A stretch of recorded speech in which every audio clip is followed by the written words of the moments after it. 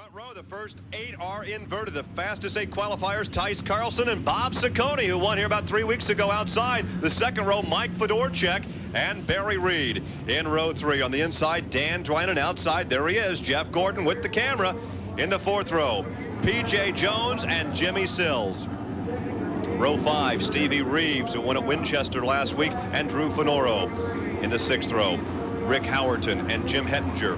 In row 7, Eric Gordon and Jim Keeker. In the 8th row, Mike Stryker and Davey Hamilton. Row 9 on the inside, Brett Poole. Outside, John Heidenreich. In the 10th row, Pat Bliss and Don Schilling. Row 11, Ted Hines and Bev Griffiths.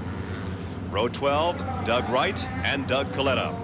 In that Reeder Gurney power plant, and Tice Carlson gets the good jump into the first turn. Boy, oh boy, you saw those guys down that straightaway. They were running through that water. That's why all that wiggling was going on coming into that straightaway. But everybody made it through in good shape, and they made it onto the back straightaway. So it looks like we got a good start. Well, looks like Gordon now is in 3rd, 4th position. So we keep an eye to see. Tice Carlson is doing a good job up front. He's really running fast. And he's holding off Bob Ciccone. When you can hold off Bob Ciccone, you got to be running quick. Mike Fedorchak, who usually runs the Munchkin in that number 9 car, he's running that Stan Fox's normal car, that white number 9, and he's also running real quick in that thing and adapted very well out of his Munchkin into a regular race car. Well, we have 2 beasts now back there in 3rd and 4th battling for position, and like you say, that's the car. Oh, we got a problem. It looks like Tice Carlson lost power coming off the 4th corner. That could have been a very serious situation. Did the car pop out of gear and he got it back in gear? He's back. Oh, look at Jeff Gordon. That's man, I'm worried about that. That's the Munchkin man. That's the Munchkin man. There is Hettinger has a problem with his Autocraft Volkswagen, so he is out of the race, Jim Hettinger. And there is your leader, number 9. That is the Steve Lewis Performance Racing Beast Gurney, and that is Mike Fedorchak. Fedorchak has won here in the past. Fedorchak has set a track record here in the past as we ride with Jeff Gordon. Look at Jeff Gordon. He's running really quick, but the 2 guys up front, Fedorchak and Ciccone, right now have him covered pretty well. Doesn't look like he's working the wheel too much. He's saving it. He's running nice and easy, nice and straight. Well, now, is he just waiting for them to make a mistake? Is he going to school on what groove they're running? He's got 50 laps to do this in. He knows it. He's been around this racetrack a lot of times. He doesn't have to hurry. He wants to make sure the tires last. That's number 1, because if you get in a hurry and do something silly, you're gonna wear out the tires. Ciccone dropped low right then. You see the stuff? They're talking about the water getting on the moisture on the wheel. As they went down the straightaway, they threw that moisture up on our camera, and then they got it off there. But that's what Mel Kenyon was talking about just a second ago. Here he's going to give him a shot. He's going to run out in low. He doesn't have enough speed. He just kind of tested that groove. He didn't really make a good run at him that time. He was testing the groove, see if it was there. Next time, oh, did you see that car in front of him wiggle? He hit that water and he wiggled again. Boy, that water might be a problem coming off that main straightaway. Yellow flag, a yellow flag. We have Tice Carlson stalled over in the entrance to turn 3 down on the low side, and that brings out the yellow flag with 5 laps complete. So that will nullify on green the first lap after the green came out, and that was a look going down the back straightaway into turn 3 as Jeff Gordon take a move to the inside of Bob Ciccone, could not make the pass, and now Ciccone looks to the inside of Mike Fedorchak. Yes, he's doing it. They're trying everything. Everybody knows there's somebody behind them working on them, nibbling at their rear ends. So they're trying real hard to get around that guy in front of them. But nobody can quite make the pass stick right at this moment. Once again, the leader is the number 9 Steve Lewis Performance Racing. That is a Beast Gurney, but it's the Reeder Gurney right behind him in 2nd position. That shot we saw just a second ago was Ricky Howard. He got up and tapped the fence. That's the reason these camera guys got on him so quick. They thought they were going to have something happen there, but he kept it straight and kept going. These guys up front are really working on each other. They're trying to get around the guy without wearing their tires out. They're trying to keep things straight. But with this water down this main straightaway, watch it again. See, it goes through the water. Didn't wiggle so much that time, but you can see the moisture on the windscreen there. So they are still running through it. I think with that moisture, their tires aren't going to be as big a problem. They should be able to really go for it without having the tires be a problem tonight. Well, Gurney engines now powering the drivers in 1st and 2nd as we take a look at Don Schilling, and Schilling on the move now. He's making a move to the inside. They almost get together. He came close that time. That was Barry Reed, that blue 16. They almost got together. Barry Reed, that blue 16, I think actually had to get out of the gas because Schilling's after him. He's had a little bad luck, but look at Look at Jeff Gordon in that number 4 car. He's working real hard on Bob Saccone in that number 59 car right now. We talk about engines. That's the Jeff Jones Pontiac. So you've got 2 Gurneys out in front, then the Pontiac, and then another Pontiac back there with Danny Dryden, the Tucker Pontiac. Danny Dryden, look at this. Saccone finally got it figured out. Maybe he pulled down to the inside. If he doesn't make this stick, Jeff Gordon's going to get him on the outside. Oh boy, look at this. This is going to be close. Saccone down low, the red 59 on the outside, and that is no room for him to get back in. Oh, yeah. Number 1. Jeff couldn't quite keep up there. Jeff had him. Jeff had him, but he couldn't quite keep up there. He had to let him back in there. He had to give him room.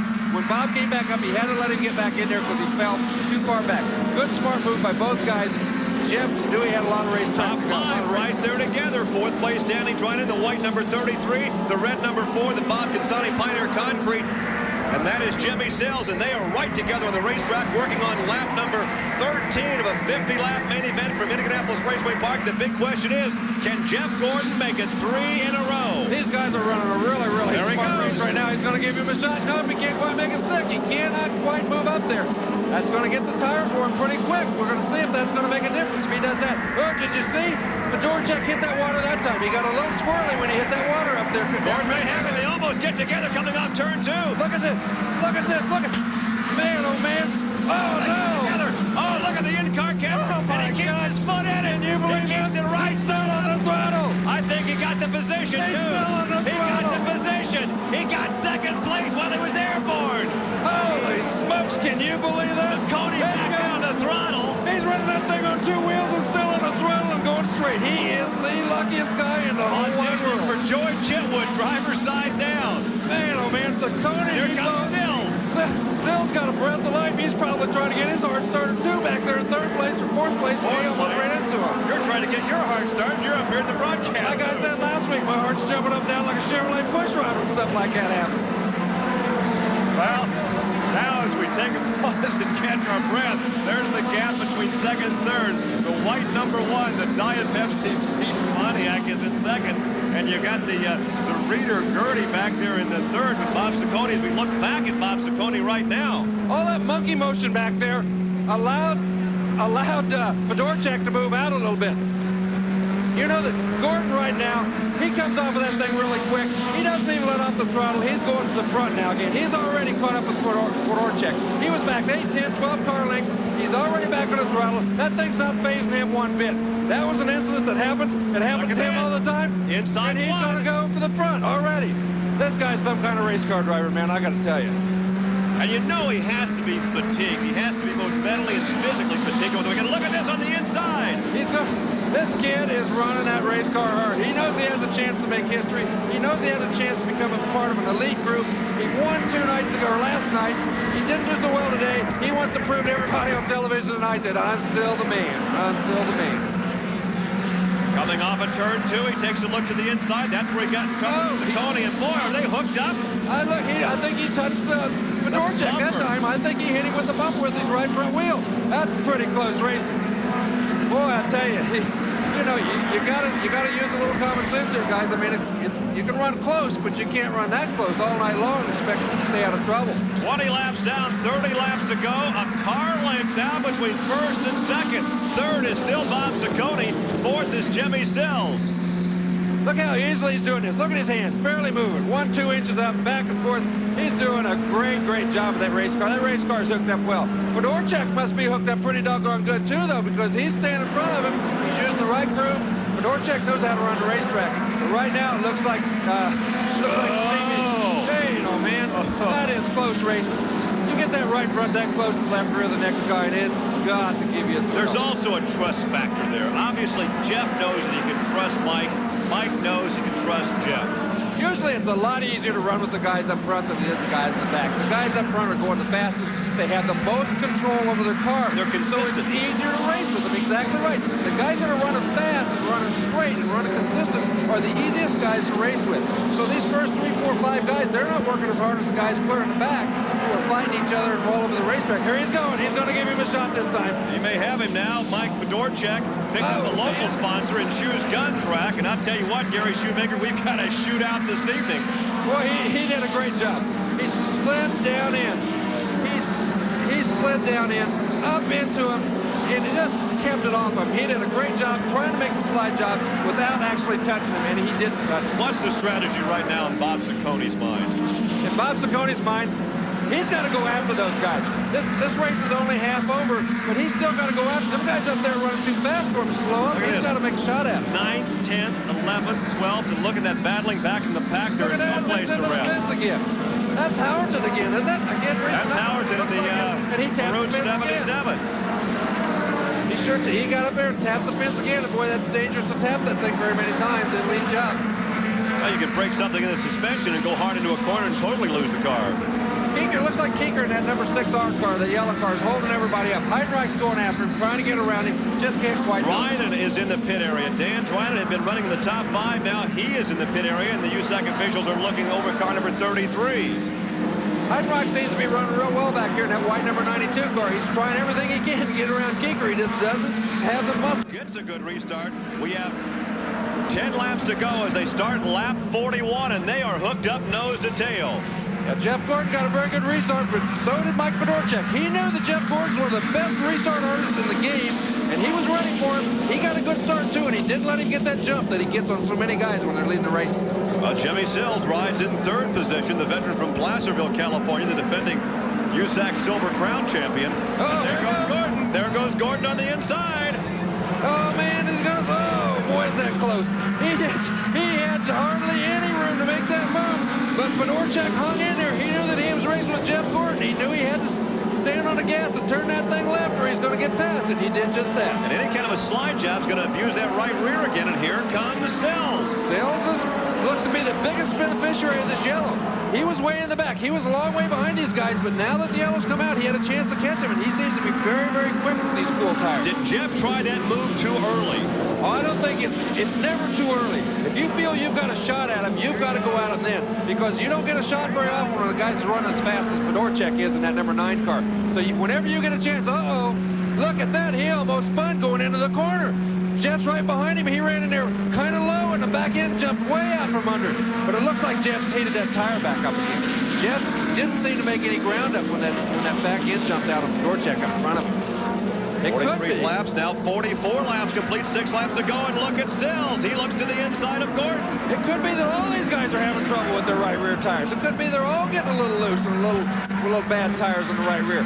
But you're right. Sills didn't give up. He's going to go right after him. He thinks he's still got a shot to win this race, and he's going to go after him. You can see right there, Sills is a little loose. See the back end wiggling around on him a little bit? The back end of that race car is not real stable now either. I think all these tires are going away just a hair. 5 laps to go. 45 laps down, 5 laps to go, and it's still a 3-car shootout. It sure is. Jeff Gordon's done a great job. Mike Fedorchak has done just a little bit greater job so far, and Jimmy Sills is running good too. I'll tell you what, these guys are doing a good job. So you've got a Beast Gurney leading, a Beast Pontiac second, and a Beast Pontiac third. It looks like these guys it looks like they're doing everything they can to keep these race cars straight now. It looks like Fedorchak pretty well has them handled unless something goes wrong. He's pulled out to an 8-10 car length lead on these guys, and it looks like Jeff Gordon right now just trying to save that right rear tire. He's just trying to keep that race car straight, keep it underneath him. He doesn't seem to be a threat, but Sills is going after him. Sills is running his race car as absolutely fast as he can. He's hanging the back end out on it. He's doing everything to try to get a move on Jeff Gordon, but he doesn't seem to quite have the handling ability to do it right now. Diet Pepsi Beast is second, and the Bob Consani Pioneer Concrete Beast is third, and the white flag the next time by. Boy, oh boy. You can see that Jeff Gordon is hanging that back end out. Look at him right there. He's hanging the back end out. There's a little blue smoke every once in a while. He's definitely having right rear tire trouble. I think he just tried a little too hard, a little too early. But you can't second guess it. He did exactly what he thought. He's been right a lot more times than I have on this racetrack, so I could never second guess it. There's the white flag. One more lap for Mike Fedorchak, who actually is a substitute driver. We've seen a number of sub-drivers because this is the car that Stan Fox would normally drive. But Stan has a big race coming up tomorrow. That's right. Look at Jeff Gordon move his arms. He's been so smooth and so neat. Look how much he's moving his arms in the race car now. Well, you can't see it right there. Boy, oh boy, he was really working hard. There it is, a checkered flag. Mike Fedorchak in the Steve Lewis Performance Racing. He picked up the local sponsor of Shoes Gun Rack tonight, and they take the victory. Dave, what do you think of that finish? Spectacular, as good as it's been in 40.